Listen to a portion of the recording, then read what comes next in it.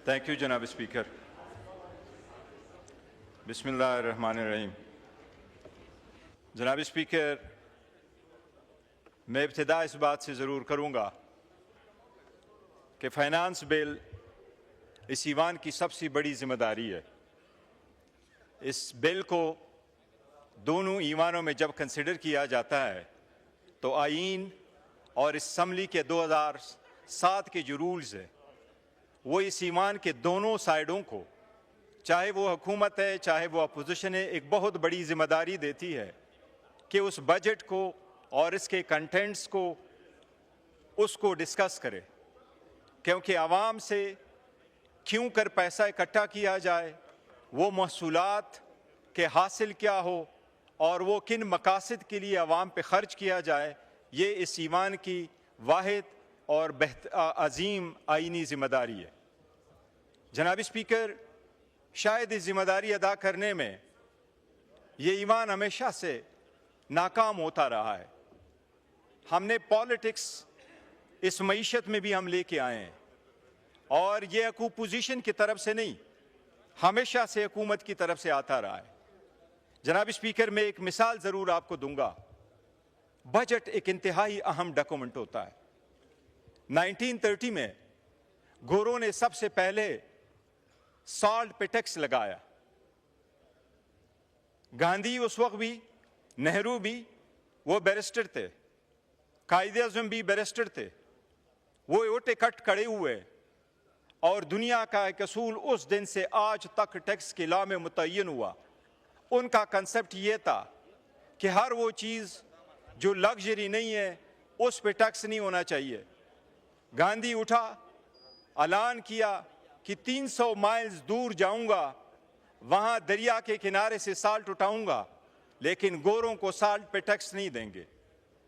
जब पाकिस्तान बना और पहला बजट पेश हुआ, जनाब स्पीकर, पहला हमारा बजट इंडिया की तरह फरवरी में पेश हुआ करता था। 1 अप्रैल से हमारा फाइनेंशियल ईयर हुआ करता था। जब पहला बजट पेश हुआ, जब पाकिस्तान नहीं बना था, फरवरी में 1947 में, तो लियाकत अली खान ने बजट पेश किया था और लियाकत अली खान साहब को फाइनेंस मिनिस्ट्री मिली थी और फाइनेंस मिनिस्ट्री मुस्लिम लीग के 3 मुतालबात में से एक थी कि फाइनेंस, इंटीरियर या डिफेंस मिनिस्ट्री में से एक दे दे। जनाब स्पीकर, उसके बाद जब पाकिस्तान का पहला बजट पेश हुआ, वो 90 करोड़ का बजट था, 10 करोड़ का खसारा था। सुबह खबर लगी तो 10 करोड़ घाटे का बजट पेश हुआ। लियाकत अली खान ने कहा, और वो टर्म्स आज तक दुनिया इस्तेमाल करती है, उसने कहा हमने पहली मरतबा गरीब का बजट पेश किया। जनाब स्पीकर, वो गरीब का बजट ये था कि लियाकत अली खान ने कहा हमने साल्ट पे टैक्स ख़त्म किया और उस वक्त जो इनकम टैक्स की अमाउंट 2000 हुआ करती थी, उसने कहा इस घाटे के बावजूद हमने उसको बढ़ा के 2500 कर लिया। जनाब स्पीकर, जब बजट बनता है तो आप आम आदमी को देखते हैं बजाय इसके कि आप अपने ज़्यादा ज़रूरियात को देखें और ज़ाती मुफादात से बढ़ कर के कहें। इस कौम ने लियाकत अली खान को नहीं बख्शा और आज इसका मकबूल तरीन लीडर जो इमरान अहमद खान नियाजी है, उसको आपने जेल में बंद कर दिया। जनाब स्पीकर, आवाम के बड़ी लीडरों को आप अलग करोगे तो आवाम की ज़िंदगी में एक होल पैदा हो जाता है और वो सुराख, वो स्पेस, फिर आप जितने शमे बुलाएं, आप जितने शमे जलाएं, आप जितनी दुआएं करें, वो ख़त्म नहीं हो सकती। ज़ातियात को अब हमेशा के लिए छोड़ दे, ये फसादात ख़त्म करे। इमरान अहमद खान साहब नियाजी को आप रिहाई दे। जनाब स्पीकर, मैं बजट पे 2-3 चीज़ें अर्ज़ करूँगा पाकिस्तान पे। Out of the box solution देखे। इस हुकूमत ने कोई मेजर प्रोजेक्ट का अनाउंस नहीं किया। आदो हम चाहते हैं अगर इसको कंपेयर करें तो किसी दुनिया के जो लीस्ट डेवलपमेंट कंट्रीज़ है उसमें सबसे कम ग्रोथ इस वक्त पाकिस्तान की है। सबसे ज़्यादा लोग गुर्बत की नकीर के नीचे इस वक्त पाकिस्तान में। अल्लाहु अकबर, अल्लाहु अकबर। बैरिस्टर गौहर साहब का माइक खोलें। जी, थैंक यू जनाब स्पीकर। जनाब स्पीकर, मैं ये अर्ज़ कर रहा था कि हमें out of the box solution देखना पड़ेगा और अक्रॉस द बोर्ड हमें सोचना पड़ेगा कि हम आवाम को क्या रिलीफ दे सकते हैं, क्योंकि उसी आवाम से पैसों से तो हम यहाँ बैठे हैं और ज़ातियात से बढ़कर करना होगा। विद ऑल ड्यू रिस्पेक्ट, शायद ख्वाजा आसिफ साहब को सैलरी बढ़ाना तब याद आया जब स्पीकर की सैलरी बढ़ी, चेयरमैन की सैलरी बढ़ी। इनको उस वक्त याद नहीं आया कि ये पहल तो पंजाब हुकूमत ने की थी जब 800% उन्होंने तनख्वाहें बढ़ाई।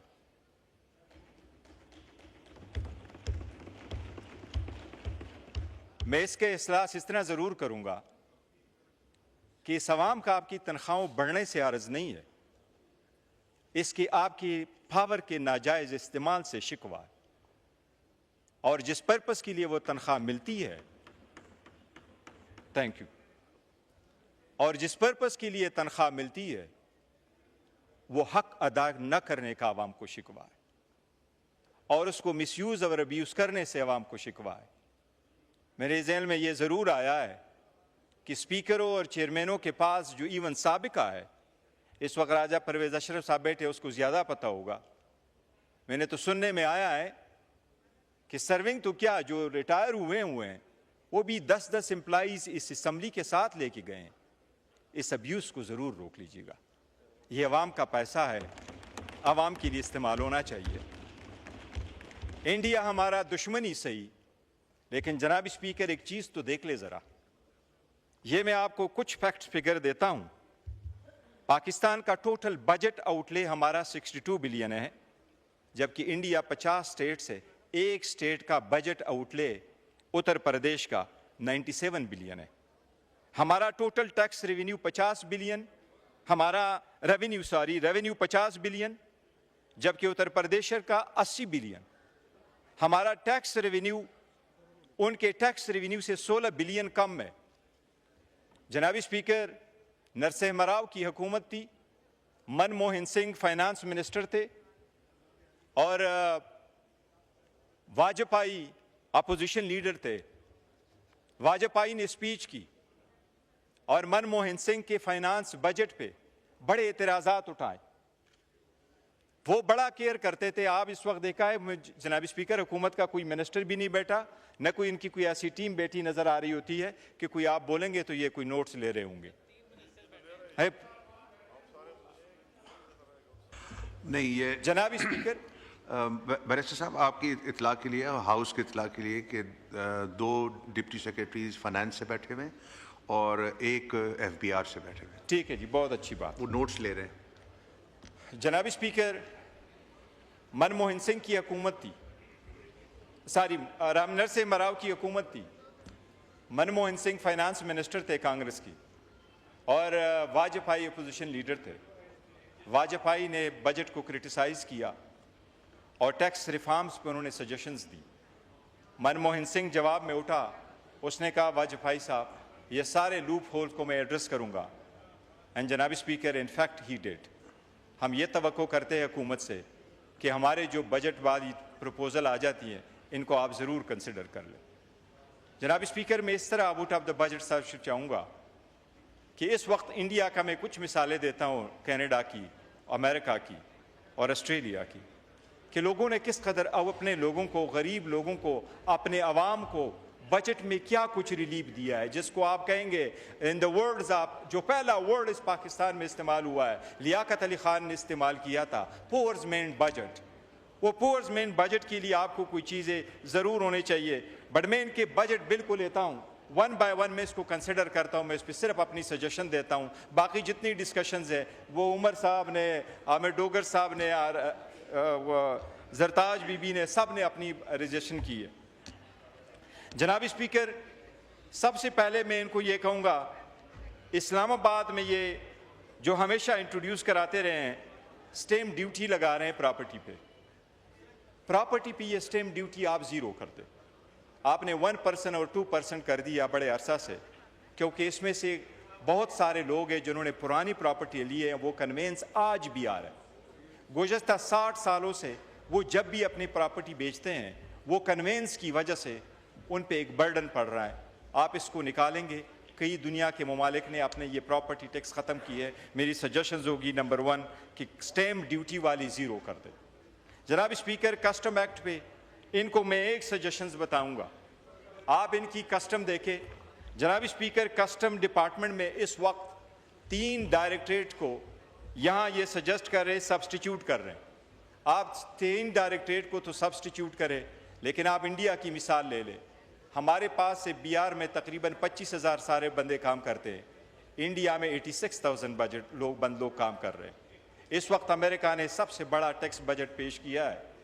टैक्स कट जो डोनाल्ड ट्रंप ने पेश किए हैं, वो टैक्स बिल, हमारा ये बिल जो हमारे पास मौजूद है, ये हमारा बिल 133 पेज का बजट है, जबकि अमेरिका में जो बजट पेश हुआ है टैक्स बिल, वो 1000 पेज का है। उसमें उन्होंने डिस्कस कर लिया कांग्रेस ने, वहाँ उन्होंने टैक्स करके अपने जो एम्प्लॉइज़ है वो 20% कम कर दिए। आपको मैं कम करने का नहीं कह रहा, लेकिन इस वक्त आपने 16 डायरेक्टरेट जनरल बनाए हैं, एडिशनल भी करके 16 डायरेक्टर जनरल, जबकि इंडिया में सिर्फ 5 डायरेक्टर जनरल है। ये आप इतने डायरेक्टर जनरल बनाएंगे, इतने अफसरान को डीजी बनाएंगे, इतने को डायरेक्टर्स बनाएंगे, इतनों को गाड़ियां देंगे, यहाँ काम नहीं होता, ये सारी ब्यूरोक्रेसी में चला जाता है। आपको इसकी रिफॉर्म की ज़रूरत है। हमारी स्ट्रांगली सजेस्ट होगी कि आप ज़रूर कर लें। जनाब स्पीकर, कस्टम टैरिफ की ड्यूटीज़ को लोग रेशनलाइज करते हैं ताकि एक्सपोर्ट बढ़े, ट्रेड फैसिलिटेट हो, आम आदमी को फैसिलिटीज़ मिली, लेकिन हुकूमत को एक बात का ज़रूर जवाब देना होगा। आपने टैरिफ रेट कम कर लिए और आपने गाड़ियों पे टैक्स रेट कम कर लिए। तवक्को की जाती है कि 70,000 गाड़ियाँ आप इंपोर्ट करेंगे। 70,000 गाड़ियाँ जिस वक्त आप इंपोर्ट करेंगे इस कम टैरिफ रेट पे, कि आप बढ़ाएंगे तो नहीं, जिन लोगों का ये काम पूरा हो जाएगा। जनाब स्पीकर, लगता यूँ है कि ये मुल्क के लिए नहीं है, ये आप लोगों ने अपने पर्सनल मफादात के लिए किया है, इसको आप ख़त्म कर लें। जनाब स्पीकर, इस एक्ट में इन्होंने कुछ आईनी चीज़ें मैं बताऊंगा। इसके सेक्शन 169 में, क्योंकि रीज़न यही है जनाब स्पीकर कि होना तो ये चाहिए कि एक एमेंडिंग बिल हम प्रेजेंट करें, उस पे बात हो, लेकिन प्राइवेट हमारे पास मेजॉरिटी नहीं है, प्राइवेट पे बात नहीं हो रही। अगर वज़ीर मुमलकत मुनासिब समझते तो ये नोट ले ले, अपनी लीगल बंदों से एक्सपर्ट करके उनको मुनासिब लगे तो ज़रूर इन पे कार्रवाई कर ले। सबसे पहली बात जनाब स्पीकर, उन्होंने सेक्शन 169 में किया। एक बात आपको ज़रूर बताऊं, लास्ट टाइम मई में यहाँ जब एक्ट पेश हो रहा था, आज़म नज़ीर तारड़ साहब को मैंने उस वक्त कहा था कि जो बिल आप प्रेजेंट कर रहे हैं आप ये ना करें, इसके एग्जैक्ट रिफॉर्म कर दें। उस वक्त नहीं मान रहे थे। अभी साल पूरा नहीं होगा, ये वो वापस करने जा रहे हैं और उन्होंने वापस किया, अच्छी बात है। जो बिल वो पहले वाले लेके आए थे उसमें जो इन्होंने टायर प्रोवाइड किए थे गलत किया था। अब आप सेक्शन 169 में देखें जनाब स्पीकर, आप 169 में, सेक्शन 169 में आप लेके आ रहे हैं फर्स्ट टाइम कि किसी को स्टे नहीं मिलेगा, और अगर स्टे मिलेगा तो वो 50% बैंक गारंटी जमा कराएगा। जनाब स्पीकर, ये एक्स्ट्रा बर्डन आप लोगों ने यहाँ हमें ये कहा था कि हम 26वीं तरमीम इसलिए लेके आ रहे हैं ताकि कोर्टों का बर्डन ख़त्म हो। आपने जजेस की तादाद जब बढ़ाई तो आपने कहा कि हम इसलिए कर रहे हैं ताकि वो ख़त्म हो, ये पेंडेंसी ख़त्म हो। आपने इतने जजेस को मज़ीद बढ़ाया। जब आपने सारे जजेस को बढ़ाया तो आप लोगों से ये राइट क्यों ले रहे हैं कि 25-50 अभी उनका अपील न सुना गया हो और आप उन पर टैक्स बैंक गारंटी करवा दें। जनाब स्पीकर, इसमें अभी इस मरतबा ये सारे लोगों से एक राइट ख़त्म कर रहे हैं, और वो राइट ये इसलिए ख़त्म कर रहे हैं कि ये कहते हैं आप अपील नहीं फाइल कर सकेंगे। अगर आपके खिलाफ फर्स्ट टाइम आया है तो अपील फाइल नहीं कर सकेंगे। सुप्रीम कोर्ट की शरीयत बेंच की जजमेंट्स है और शरीयत बेंच ये होल्ड कर चुकी है कि एक राइट ऑफ अपील हर बंदे का इस्लामी हक़ है, और इस्लामी हक़ जो है वो आईनी तौर पर पार्लियामेंट बाय लॉ नहीं ले सकती, लिहाजा उसको आप उसको देख लें। आप ज़रूर ये कहें कि आगे वाला फोरम उसको रिमांड ना करे, बट अपील का हक़ अवाम से आप ना लें, ये जुल्म ज़्यादती होगी और लोगों की फाइनेंशियल इशू है। जनाब स्पीकर, इनकम टैक्स पे मैं एक अर्ज़ ज़रूर करूँगा। जनाब स्पीकर, इनकम टैक्स के जो ब्रैकेट है आपने इस वक्त तशरीफ रखें, ऑर्डर इन द हाउस। जी जनाब स्पीकर, इनकम टैक्स ब्रैकेट पे मैं ये अर्ज़ करूँगा, इस वक्त जो गवर्नमेंट ने अमाउंट तजवीज़ की है और इनका 6 लाख तक तो ज़ीरो इंटरेस्ट है, ज़ीरो टैक्स है। जनाब स्पीकर 6 लाख की अमाउंट बहुत कम है। आप कह रहे हैं कि 12 लाख तक अगर आपकी अमाउंट है तो 1% है, 22 लाख तक हो तो 11% है। मैं उनको एक रिक्वेस्ट ज़रूर ये करूँगा, जनाब स्पीकर पूरा दुनिया देख ले, इंडिया का उन्होंने मिसाल उठाया हुआ है, इंडिया का 12 लाख रुपए $14,000 बनता है। पूरे दुनिया ने टैक्स फ्री का ब्रैकेट जो रखा है कि उस पर टैक्स नहीं होगा, वो $14,000 है। इंडिया में $14,000 पे टैक्स नहीं है। ऑस्ट्रेलिया में जनाब स्पीकर $18,000 तक पे टैक्स नहीं है। अमेरिका में अगर आपका टैक्स अमाउंट 14,600 से है, जब तक आपके अमाउंट इससे ना ज़्यादा हो तो आप टैक्स फाइल नहीं करते। हमारी सजेशंस ये होगी कि ये आवाम के साथ ज़्यादती है, टैक्स पेयर व टैक्स जो सैलरी लोग हैं उनके साथ ज़्यादती है। आप मिनिमम उनके जो 22 लाख है, 22 लाख पे कोई टैक्स नहीं होना चाहिए। आप ऊपर वाले ब्रैकेट ज़रूर बढ़ाएं, लेकिन इनको ख़त्म कर दें। जनाब स्पीकर 2 काम ये कर रहे हैं इस एक्ट के तहत। इन्होंने सेक्शन 138 में 3A इंट्रोड्यूस करा रहे हैं, सेक्शन 140 में 6A ये इंट्रोड्यूस करा रहे हैं, और दोनों में ये सुप्रीम कोर्ट के जजमेंट को सेटिसाइड करा रहे हैं। और उसमें उन्होंने लिखा कि notwithstanding any judgment आप सुप्रीम कोर्ट ये चेंजेस कर रहे हैं। जनाब स्पीकर, इस किस्म की स्टैंडर्ड चेंजेस आप सुप्रीम कोर्ट की जजमेंट के मुताबिक नहीं हो सकती, क्योंकि अगर आपने पार्लियामेंट के लॉ के मुताबिक अगर सुप्रीम कोर्ट की किसी जजमेंट को ज़ायल करना है तो वो आप फाइनेंस एक्ट के ज़रिए से नहीं कर सकते। 3 लेजिस्लेशनें होती है आइन के मुताबिक। जनरल ऑर्डिनरी लेजिस्लेशन जो आर्टिकल 70 में है, 80 में आता है या 237 में है। अगर आप मनी और फाइनेंस बिल करते हैं, आप ऑर्डिनरी लेजिस्लेशन करते हैं या आइन में तरमीम करते हैं।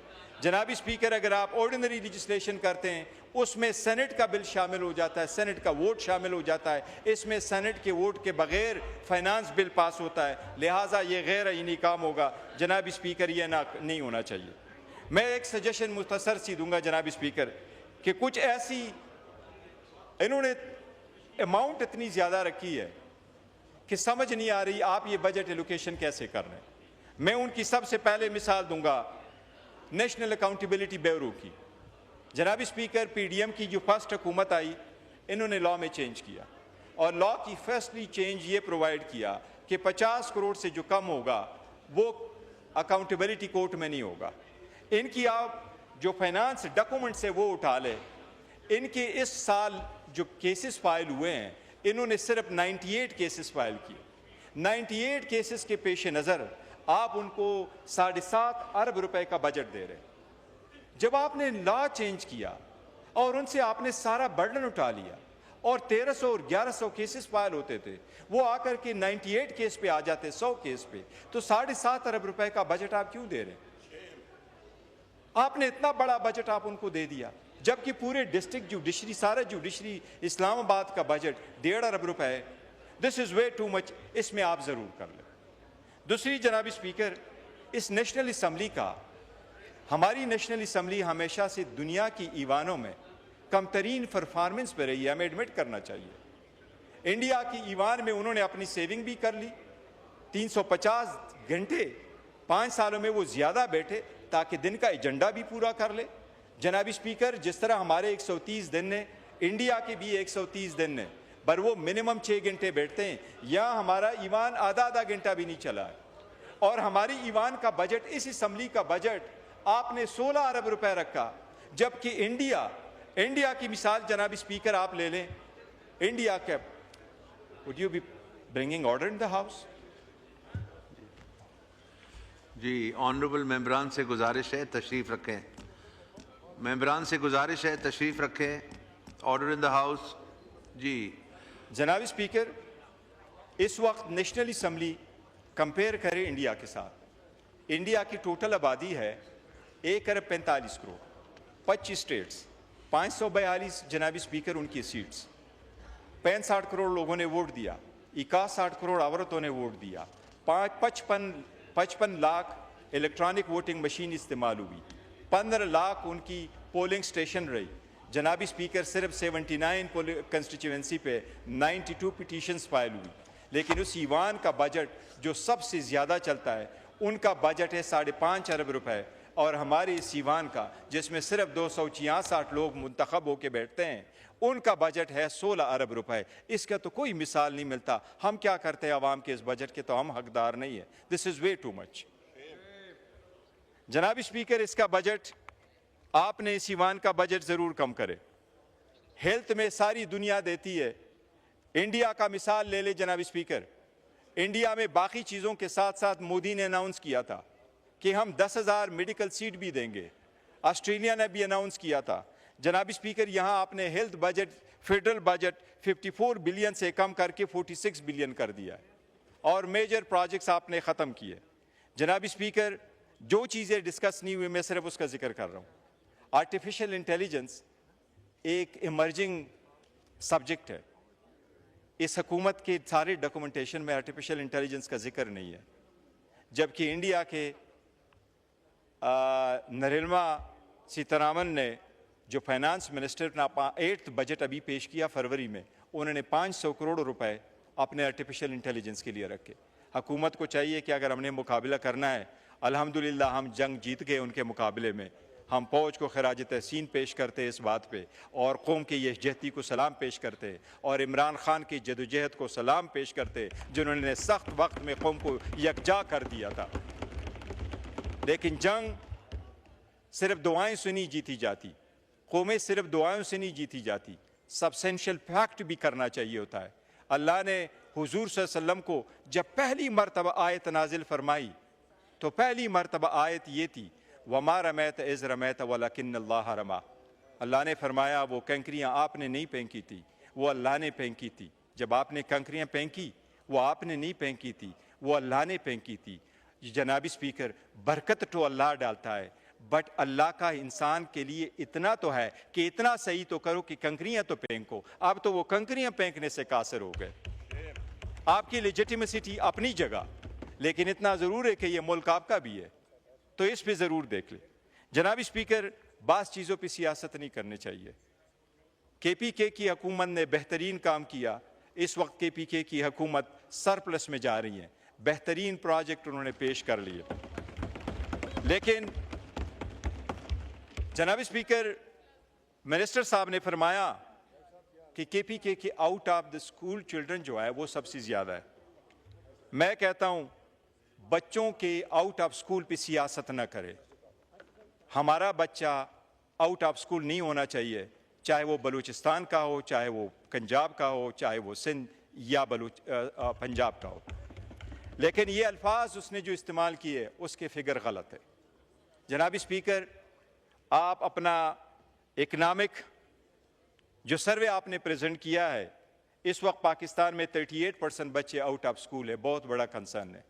इस मौजूदा हुकूमत में 2-3 चीज़ें हैं जो मैं रिमाइंड कराऊंगा। रिफॉर्म एक नहीं कर सके, पेंशन रिफॉर्म नहीं ला सके, प्राइवेटाइजेशन एक नहीं कर सके, इन्फ्लेशन बढ़ गया। इन्फ्लेशन ये कह रहे हैं 3.7, ये जनाब स्पीकर 3.7 एक्चुअल इन्फ्लेशन नहीं है, और इसलिए नहीं है, कल दोबारा पॉलिसी रेट अनाउंस हो गया, वो मेंटेन कर लिया 11% पे, और इनका क्लेम है कि 22 से हम 11% पे करें। जिन ममालिक में 3.7% होता है, ये बच्चे भी जानते हैं इकानमी के, जो ला स्कूल जाने वाले बच्चे होते हैं, इकानमी पढ़े, इकनॉमिक्स पढ़ने वाले, वो भी जानते हैं। जहां 3.7% इन्फ्लेशन है, वहां पॉलिसी रेट हमेशा 7 से 8% रहता है, वो 11% नहीं है। इसलिए इन्फ्लेशन सबसे ज़्यादा है। रिफॉर्म आप नहीं कर सके, गुर्बत के लकीर के नीचे ज़्यादा लोग आपके पास आए। अब इतना करो, आउट ऑफ स्कूल चिल्ड्रन जो 38% है, जनाबी स्पीकर 32% बच्चे पंजाब के वो आउट ऑफ स्कूल है, 30% KPK के हैं, 47% सिंध के हैं, 69% बलूचिस्तान के हैं। फिगर्स वज़ीर साहब के गलत है, लेकिन बच्चों के स्कूलों पे वो नहीं करते, सियासत नहीं करते। जनाब स्पीकर, मैं उम्मीद करता हूँ कि ये सजेशंस कुछ ना कुछ ये एक्सेप्ट करेंगे। थैंक यू जनाब स्पीकर। शुक्रिया।